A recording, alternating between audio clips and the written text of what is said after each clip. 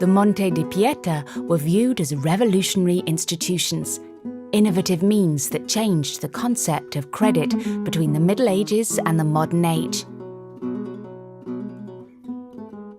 The Franciscan observants were those who conceived the Monte di Pieta and fostered their promotion through an extensive awareness campaign telling how the Monte di Pieta was the ideal way to provide for those most in need. Among the most famous preachers who committed themselves in this large dissemination work were Bernardino of Feltre, James of the Marches, Michele Caccano of Milan, and a number of other Franciscan friars. Preachers were able to gather together real oceanic crowds in municipal squares, following what had been previously preached by Bernardino of Siena a few years earlier. They wished for an economic development in accordance with ethical Christian principles, stating that money, when correctly used, could become an instrument to reach spiritual elevation. Preaching was usually followed by long processions across the towns, carrying standards, images and mottos at its head, which may be seen as today's slogans that aimed at impressing the collective consciousness and encouraging people to found a local Monte di Pieta, to be supported by offerings and donations.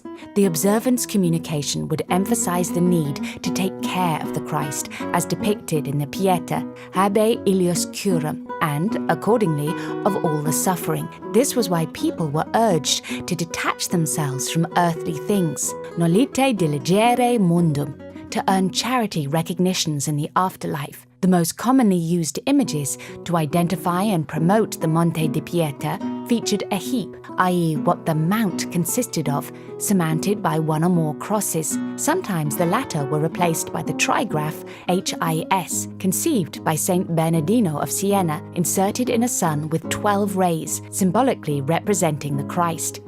The Pieta, with the Christ in the middle, was another recurring image to symbolize the Monte di Pieta. In the archive of the Monte di Pieta of Bologna, such image has been replicated on the spine of all registries for over 200 years. The picture of eternal life in the treaty Tabula della Salute, drawn up by Marco of Montegallo in 1494, visually summarizes the function of the Monte di Pieta and helps understand how such institution was promoted and explained to the people.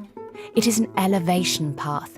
On earth, preachers educate the Christian people who freely commit themselves to support the Monte di Pieta, represented in the middle as a beehive, the symbol of a society where everyone contributes to their neighbor's wellness. Around the heap are the poor, the needy people, the prisoners, the suffering, to whom the Monte donates charity works of mercy. Along the path towards the salvation of the soul, men and women are depicted in prayer, set in a landscape between the worldly and the ultra-mundane, with a town in the middle, overlooked by the seven heavens and the sphere of the fixed stars, an allegory to affirm that the Monte, by its action, could take to heaven all those who had supported it.